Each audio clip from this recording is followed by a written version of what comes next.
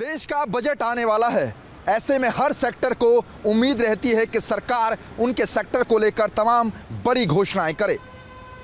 इस बार के बजट से बैंकिंग सेक्टर से जुड़े लोगों को आखिर क्या उम्मीदें हैं, क्योंकि पिछले साल आरबीआई ने रेपो रेट में बढ़ावा किया, जिसके बाद बैंकिंग सेक्टर से जुड़े हुए लोगों और होम लोन, कार लोन लेने वाले लोगों की ईएमआई के इंटरेस्ट में इजाफा हुआ, जिससे लोगों के घर का बजट बिगड़ सा गया। लेकिन इस बार के बजट से बैंकिंग सेक्टर को आखिर क्या मिलने वाला है, आइए आपको हम अपनी इस रिपोर्ट के जरिए समझाते हैं। 1 फरवरी का दिन भारतवासियों के लिए बेहद अहम है। इसी दिन वित्त मंत्री संसद के पटल पर आम बजट रखेंगे, जिससे तमाम सेक्टर काफी उम्मीदें लगाए हुए हैं। आम लोगों को भी केंद्र सरकार से राहत मिलने की उम्मीद है। बजट आने से पहले बैंकिंग सेक्टर से जुड़े लोगों और लोन लेने वाले लोगों को सरकार से राहत की उम्मीद रहती है, और इस बार के बजट से भी लोगों को काफी उम्मीदें हैं। हालांकि पिछले साल बढ़ती महंगाई से चिंतित भारतीय रिजर्व बैंक ने रेपो रेट में 0.35% का इजाफा किया। इससे रेपो रेट 5.90% से बढ़कर 6.25% हो गई। यानी होम लोन से लेकर ऑटो और पर्सनल लोन सब कुछ महंगा हो गया और आपको ज्यादा ईएमआई चुकानी पड़ी। बता दें कि ब्याज दरों पर फैसले के लिए 5 दिसंबर से मॉनिटरिंग पॉलिसी कमेटी की मीटिंग चल रही थी, जिसके बाद आरबीआई गवर्नर शक्तिकांत दास ने ब्याज दरों से जुड़ी घोषणा की। इससे पहले सितंबर में हुई मीटिंग में ब्याज दरों को 5.40 से बढ़ाकर 5.90 किया गया था। एसबीआई के पूर्व चेयरमैन और बैंकिंग फाइनेंस इंश्योरेंस समिति पीएचडी चैम्बर के चेयरमैन रजनीश कुमार ने बताया कि आखिर कोरोना काल में ईएमआई पर ब्याज दरों के बढ़ने से क्या प्रभाव पड़ेगा। कोरोना के बाद क्या हुआ कि जो वॉर हुआ रशिया और यूक्रेन का, उससे पूरे विश्व में महंगाई बढ़ी, और जब महंगाई बढ़ती है तो ब्याज दरें बढ़ानी पड़ती हैं, चाहे वो यूएस हो, यूके हो, यूरोप हो, भारत हो, सब जगह जब ब्याज दरें बढ़ी तो उसका इम्पैक्ट नेचुरली ये हुआ कि जो ईएमआई थी हाउसिंग लोन की, वो कुछ दिन तक तो बैंकों ने स्थिर रखी। तो उसमें क्या किया उन्होंने कि अगर आपका लोन 20 साल में पे होना है तो वो हो सकता है 21 साल में पे हो, ईएमआई चेंज नहीं हुई। लेकिन जब वो एक पॉइंट के बियॉन्ड फिर वो ऑप्शन भी ख़त्म हो जाता है, तब उनको ईएमआई रिवाइज करनी पड़ी। लेकिन जो परिस्थिति है ओवरऑल मैक्रो, उसमें कह सकते हैं कि ये मजबूरी है और इसका कोई इजी सॉल्यूशन नहीं। इंटरेस्ट रेट के ऊपर और आपके लोन और लोन टर्म के ऊपर डिपेंड करता है कि कितना ओवरऑल बर्डन इंटरेस्ट का पड़ा है। लेकिन इसमें क्या होता है कि मान लीजिए कुछ टाइम बाद फिर से इंटरेस्ट रेट अगर कम हो जाते हैं तो ईएमआई फिर कम हो जाएगी। तो ये देखना पड़ता है कि आपका अगर, क्योंकि हाउसिंग लोन में विशेष रूप से बात कर रहा हूँ, वो लंबी अवधि के लोन होते हैं 20 साल के, 25 साल के, तो उसमें एवरेज आउट हो जाता है। आपका कुछ पीरियड के लिए ईएमआई बढ़ गया, फिर कुछ पीरियड में कम हो गया। लेकिन अगर आपका शॉर्ट टर्म लोन है 6 महीने का, 8 महीने का, और इस समय किसी ने बोरो कर रखा है, तो उनके ऊपर प्रभाव ज़्यादा पड़ता है। लेकिन जो हाउसिंग लोन के कस्टमर्स हैं विशेष रूप से, उनको ज़्यादा चिंता करने की बात नहीं होती है, क्योंकि अगर आपका लंबी अवधि का लोन है तो वो एवरेज आउट हो जाएगा। मॉनेटरी पॉलिसी की मीटिंग हर 2 महीने में होती है। पिछले वर्ष की पहली मीटिंग अप्रैल में हुई थी। तब आरबीआई ने रेपो रेट को 4% पर स्थिर रखा था। लेकिन आरबीआई ने 2 और 3 मई को इमरजेंसी मीटिंग बुलाकर रेपो रेट को 0.40% से बढ़ाकर 4.40% कर दिया था। साल 2022 कर्ज लेने वाले लोगों पर काफ़ी भारी पड़ा, क्योंकि आरबीआई ने पिछले साल तकरीबन 5 बार रेपो रेट में इजाफा किया। जहां साल 2022 में शुरुआत में रेपो रेट 4% के आसपास था, तो आरबीआई ने 5 बार रेपो रेट में इजाफा करके आखिरी तक रेपो रेट को 6.25% तक पहुंचा दिया, जैसे जैसे आरबीआई ने रेपो रेट में इजाफा किया, वैसे वैसे बैंकों ने ईएमआई पर लगने वाले ब्याज की दरों को बढ़ाया, जिसके बाद होम लोन, पर्सनल लोन और कार लोन लेने वाले लोगों की ईएमआई के ब्याज में लगातार इजाफा होता हुआ चला गया। हालांकि इस साल के बजट से उन लोगों को काफ़ी उम्मीदें हैं जिन लोगों ने होम लोन ले रखा है या फिर कार लोन पर अपनी कार को चला रहे हैं। 22 मई 2020 के बाद रेपो रेट में बदलाव हुआ था। इसके बाद 6 से 8 जून को हुई मीटिंग में रेपो रेट में 0.50% इजाफा किया गया। इससे रेपो रेट 4.40% से बढ़कर 4.90% हो गई। फिर अगस्त में इसे 0.50% बढ़ाया गया, जिससे ये 5.40% पर पहुंच गई। सितंबर में ब्याज दरें 5.90% हो गई। अब ब्याज दरें 6.25% पर पहुंच गई है। बैंकिंग फाइनेंस इंश्योरेंस समिति पीएचडी चैम्बर के चेयरमैन रजनीश कुमार ने बताया कि ईएमआई पर ब्याज दरों के बढ़ने से आम लोगों पर कितना असर पड़ेगा। देखिए, बैंकिंग सेक्टर जो है, अगर एक बजट ग्रोथ ओरिएंटेड बजट आता है तो अगर अर्थव्यवस्था बढ़ती है, उसमें निवेश की अपॉर्चुनिटी बढ़ती है, तो बैंकों को ऑटोमेटिकली फ़ायदा होता है। डायरेक्टली इस समय हमेशा पहले जो पिछले कुछ सालों में सरकार के लिए एक चैलेंज रहा कि जो सरकारी क्षेत्र के बैंक हैं, क्योंकि उनका घाटा हो रहा था, तो हर बार उनको एक पूंजी जो है सरकार को प्रोवाइड करनी पड़ती थी बजट में। तो अब वो स्थिति नहीं है। सारे पब्लिक सेक्टर बैंक जो है उनकी अच्छी परफॉर्मेंस है, वो प्रॉफिट जो है अब अच्छा कमा रहे हैं। तो विशेष रूप से बैंकों को पूंजी की कोई ज़रूरत नहीं है। जो डिपॉजिट्स हैं इस समय, उनके लिए एक ज़रूरत है। अब अगर इस तरह का बजट में कोई रिलीफ आता है जिसमें कि बैंक डिपॉजिट अट्रैक्टिव हो जाते हैं, या कोई जो उन पे ब्याज मिलता है उसमें कोई सरकार अगर रिलीफ दे सकती है, तो वो एक वेलकम मूव होगा। लेकिन सरकार के अपने कंपल्शंस होते हैं जब बजट बनता है। तो बैंकिंग सेक्टर को एज ए होल अगर ग्रोथ ओरिएंटेड बजट होगा तो क्षेत्र को फ़ायदा होगा। देश की जनता को ये भी जानना और समझना जरूरी है कि रेपो रेट के बढ़ने से आखिर कैसे उनकी जेब पर ज्यादा असर होगा। आपको हम अब सीधे शब्दों में समझाते हैं कि 0.35% रेट बढ़ने से कितना फर्क पड़ेगा। मान लीजिए रोहित नाम के एक शख्स ने 7.55% के फिक्स रेट पर 20 साल के लिए 30 लाख का लोन लिया। उसकी ईएमआई 24,260 रुपए है। 20 साल में उसे इस दर से 28,22,304 रुपए का ब्याज देना होगा।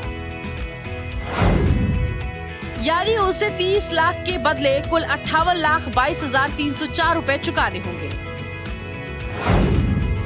रोहित के लोन लेने के बाद आरबीआई रेपो रेट में 0.35% का इजाफा कर देता है। इस कारण बैंक भी 0.35% ब्याज दर बढ़ा देता है। अब जब रोहित का एक दोस्त उसी बैंक में लोन लेने के लिए पहुंचता है,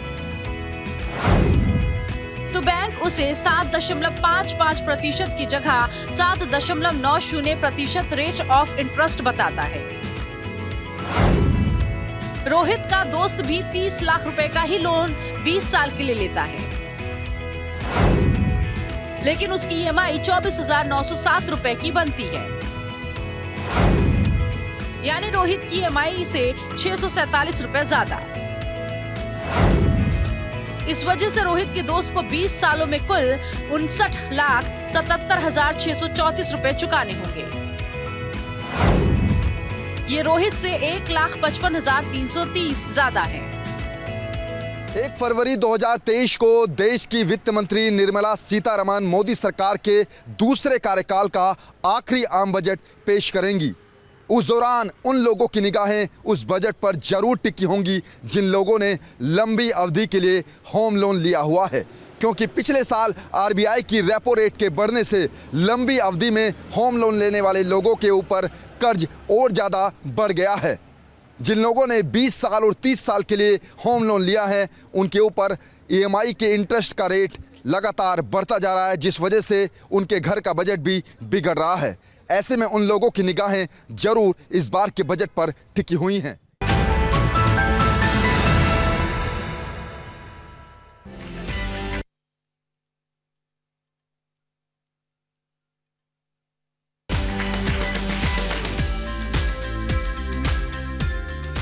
अगर आपने कार लोन ले रखा है तो बीते 7 महीनों में कार लोन के ब्याज दरों में भी जबरदस्त इजाफा हुआ है।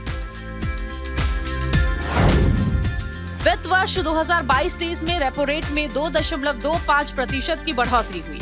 इस कारण आपकी ईएमआई भी बढ़ गई है। ऐसे में अगर आपने मार्च में कार लोन 7.40% पर लिया था तो वो 9.30% पर पहुंच गया है। हालांकि काफी ज्यादा संख्या में हमारे देश में ऐसे लोग हैं जो अपनी ईएमआई ऑनलाइन भरते हैं, जिससे उनको अलग से भी शुल्क देना पड़ता है। वहीं रेपो रेट के बढ़ने से आप पर क्या असर पड़ेगा, उसकी भी वजह जान लीजिए। मुझे नहीं लगता कि उससे कोई फ़र्क पड़ा है। चार्जेस अगर बैंक में मोस्टली तो जिस बैंक से आप लोन लेते हैं और उसी लोन में अगर आपका उसी बैंक में अगर आपका खाता है जिससे आपकी ईएमआई कटती है तो ना तो कोई उस पर शुल्क लगता है, और जब आप एक बैंक से दूसरे बैंक पैसा भेजते हैं तो वो भी काफ़ी हद तक तो चार्जेस जो है बहुत ही मॉडरेट हैं आजकल बैंक्स के, या शून्य के ही बराबर हैं। तो इसका तो कोई विशेष उस पर इम्पैक्ट नहीं है। आइए अब आपको समझाते हैं कि आखिर आरबीआई रेपो रेट क्यों बढ़ाता या घटाता है। आरबीआई के पास रेपो रेट के रूप में महंगाई से लड़ने का एक शक्तिशाली टूल है। जब महंगाई बहुत ज्यादा हो जाती है तो बैंकों को आरबीआई से मिलने वाला कर्ज महंगा होगा। बदले में बैंक अपने ग्राहकों के लिए लोन महंगा कर देगा। इससे इकोनॉमी में मनी फ्लो कम होगा। मनी फ्लो कम होगा तो डिमांड में कमी आएगी और महंगाई घटेगी। इसी तरह जब इकोनॉमिक बुरे दौर से गुजरती है तो रिकवरी के लिए मनी फ्लो बढ़ाने की जरूरत पड़ती है।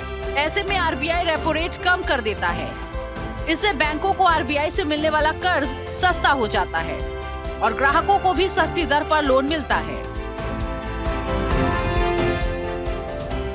इस उदाहरण से समझते हैं। कोरोना काल में जब इकोनॉमिक एक्टिविटी ठप हो गई थी तो डिमांड में कमी आ गई थी। ऐसे में आरबीआई ने ब्याज दरों को कम करके इकोनॉमी में मनी फ्लो को बढ़ाया था।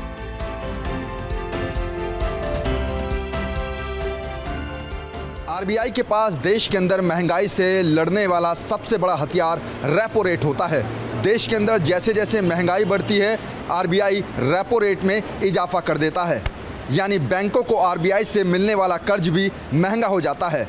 बदले में बैंक अपने ग्राहकों के ऊपर लोन पर चलने वाली ईएमआई इंटरेस्ट में इजाफा कर देते हैं, यानी कि सारा का सारा बोझ देश की आम जनता पर पड़ जाता है। इस बार के आम बजट से उन लोगों को भी काफ़ी ज़्यादा उम्मीदें हैं जिन लोगों ने लंबी अवधि के लिए होम लोन लिया हुआ है। रिवर्स रेपो रेट के बढ़ने घटने से क्या होता है? रिवर्स रेपो रेट उस दर को कहते हैं जिस दर पर बैंकों को आरबीआई पैसा रखने पर ब्याज देता है। जब आरबीआई को मार्केट से लिक्विडिटी को कम करना होता है तो वो रिवर्स रेपो रेट में इजाफा करता है। आरबीआई के पास अपनी होल्डिंग के लिए ब्याज प्राप्त करके बैंक इसका फायदा उठाते हैं। इकोनॉमी में हाई इन्फ्लेशन के दौरान आरबीआई रिवर्स रेपो रेट बढ़ाता है। इससे बैंकों के पास ग्राहकों को लोन देने के लिए फंड कम हो जाता है। मोदी सरकार के इस बार के बजट से बैंकिंग के क्षेत्र से जुड़े लोगों को आखिर क्या उम्मीदें हैं, सुनिए। नहीं, देखिए, जो बजट मेकिंग है उसमें ये सरकार का एनुअल एक तरह का खाता होता है, खर्चे का और इनकम का, और उसके थ्रू कुछ ऐसे मेजर्स भी लिए जा सकते हैं जिससे कि जो हमारी ग्रोथ रेट है वो ज़्यादा हो। लेकिन जो मैक्रो इकोनॉमिक जिसको बोलते हैं, जो परिस्थितियां हैं, उसमें कुछ सरकार की लिमिटेशन भी हो जाती है। जैसे इस समय आप जो फिस्कल डेफिसिट कहते हैं जिसको, जो सरकार का घाटा है, उसको बढ़ा नहीं सकते, क्योंकि अगर बढ़ाएंगे तो महंगाई बढ़ेगी, और महंगाई पे नियंत्रण करना इस समय एक बहुत बड़ी प्राथमिकता है। रिज़र्व बैंक ने जो मॉनेटरी पॉलिसी है उसके तहत कुछ कदम उठाएं। इसी तरह सरकार को जो फिस्कल पॉलिसी कहती है या सरकार का जो घाटे का नियंत्रण है वो एक प्राथमिकता है। तो जब इस तरह की प्राथमिकता है तो जितना आपकी इनकम होगी सरकार की, उसी के हिसाब से खर्चा करा जाएगा। लेकिन एक तरह की जो कंसिस्टेंसी पिछले 4 सालों में देखी गई है, तो उसमें सरकार का बजट मेकिंग जो है काफ़ी कंसिस्टेंट रहा है, ये मेरा विचार है। तो उसमें कोई बड़ा डेविएशन इस साल होगा, जबकि ये 2024 के जो इलेक्शन है उससे पहले का ये आखिरी बजट है। तो अगर सरकार ऐसे कदम उठाती है जिससे महंगाई पे नियंत्रण रहता है, और जो ग्रोथ रेट है जो कि अभी अनुमान है कि 6.75 से 7% तक का, अगर उसमें और बढ़ोतरी करने के कुछ कदम होंगे तो उससे सभी को फ़ायदा होगा, और जब सबको फ़ायदा होता है तो बैंकिंग क्षेत्र को भी फ़ायदा होगा। दरअसल अगर हम सीधे शब्दों में समझें तो आरबीआई की रेपो रेट बढ़ने का नुकसान बड़े अमाउंट या लंबी अवधि का लोन लेने वालों पर ज्यादा होता है।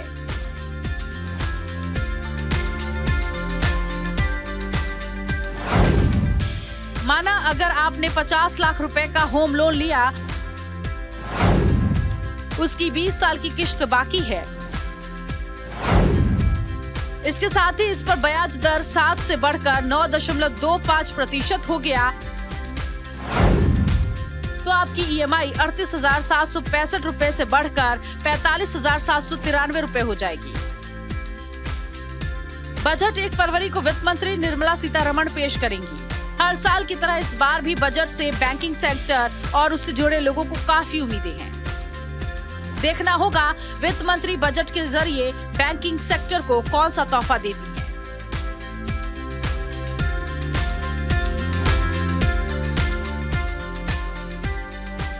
1 फरवरी 2023 को देश की वित्त मंत्री निर्मला सीतारमण मोदी सरकार पार्ट 2 का आखिरी आम बजट पेश करेंगी, क्योंकि अगले साल 2024 में लोकसभा चुनाव होने हैं। ऐसे में इस बार के बजट में मोदी सरकार हर वर्ग के लोगों के लिए कुछ बड़ी घोषणाएं कर सकती है, खासतौर पर इनकम टैक्स रिटर्न भरने वाले लोगों के लिए, क्योंकि पिछले 9 साल में मोदी सरकार ने आयकर स्लैब में कोई बदलाव नहीं किया है। साथ ही बात करें बैंकिंग सेक्टर से जुड़े हुए लोगों के लिए, तो उनको भी इस बार के बजट से काफ़ी उम्मीदें हैं, क्योंकि अगले साल लोकसभा के चुनाव होने हैं। ऐसे में मोदी सरकार इस बार के बजट में बैंकिंग सेक्टर से जुड़े हुए लोगों के लिए भी कुछ खास लेकर आ सकती है। कैमरा पर्सन नरेश के साथ नमित त्यागी, न्यूज़ इंडिया, दिल्ली।